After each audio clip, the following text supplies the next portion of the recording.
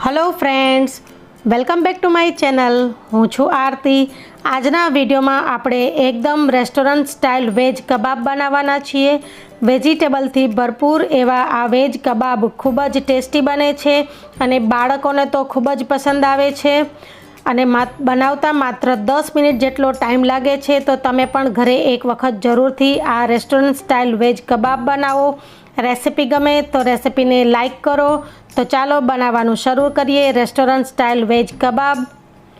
एक कढ़ाई में आपणे 1 टेबलस्पून जेटलू बटर लई लईशुं।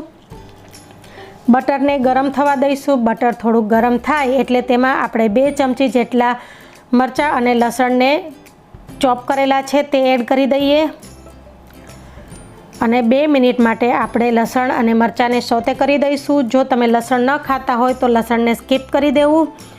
लसण ने आवी रीते 2 मिनिट आपणे सोते करीशुं एटले लसणमांथी काचो स्वाद जे छे ते નીકળી जाय।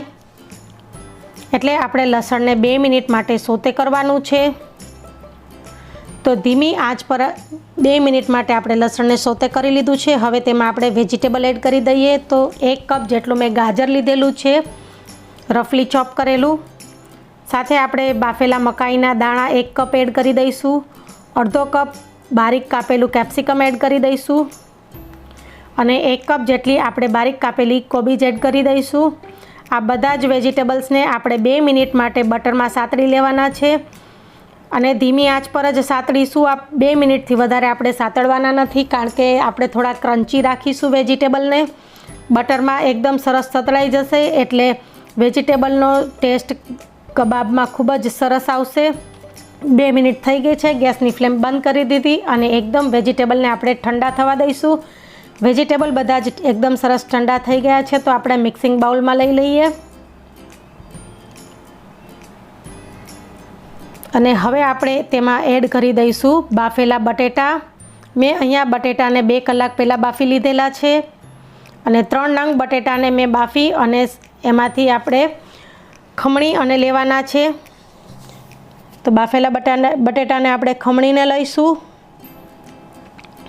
अने हवे तेमां आपणे एड करी दईए 2 चमची चिली फ्लेक्स एड करी दईशुं। जो तमारे तीखास ओछी जोती होय तो थोड़ा ओछा एड करवाना। साथे आपणे अर्धी चमची मरीनो पाउडर एड करी दईए।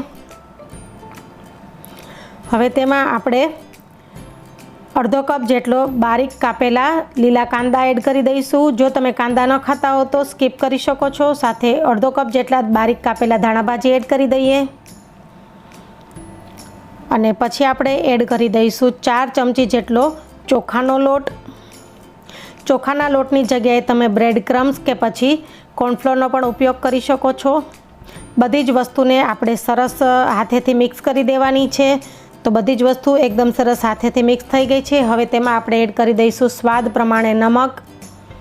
नमक अहींया छेल्ले एड करीशुं जेथी तेमांनुं पाणी बहु छूटे नहीं अने हलवे हाथे आपणे मिक्स करी दईशुं।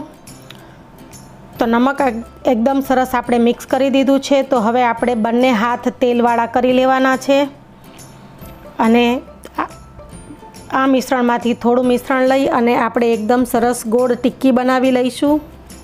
तो આવી રીતે આપણે એકદમ સરસ તમારા મનપસંદ શેપ આપી શકો કબાબ માટે। મેં અહીંયા એકદમ સરસ ગોળ એવો શેપ આપેલો છે, બહુ જાડા પણ નહીં અને બહુ પાતળા પણ નહીં, એવા કબાબ આપણે બનાવી લેવાના છે। તો આવી જ રીતે આપણે બધા જ કબાબ બનાવી લઈશું। 2 ચમચી મેંદો, 2 ચમચી કોર્નફ્લોર અને થોડું પાણી એડ કરી અને મેં સરસ સ્લરી બનાવી લીધેલી છે અને સાથે લીધેલા છે બ્રેડ ક્રમ્સ। આ બ્રેડ ક્રમ્સની જગ્યાએ તમે વર્મિસેલી સેવનો પણ ઉપયોગ કરી શકો છો।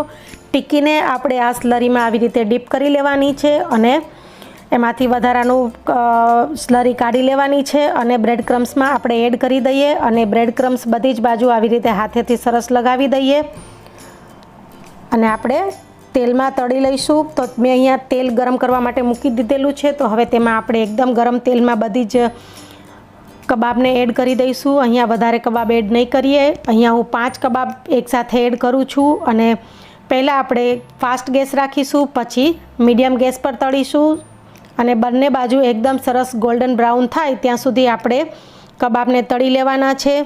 ફ્રેન્ડ્સ, રેસિપી ગમે તો રેસિપીને લાઇક કરજો, ફ્રેન્ડ્સની સાથે શેર કરજો અને જો તમે આ ચેનલ પર નવા હોય તો ચેનલને સબસ્ક્રાઈબ કરી સાથે આપેલું બેલ આઇકન પ્રેસ કરજો આવા જ નવા વિડીયોની નોટિફિકેશન મેળવવા માટે. તો બંને બાજુએથી એકદમ સરસ આપણા કબાબ ગોલ્ડન કલરના તળાઈ ગયા છે.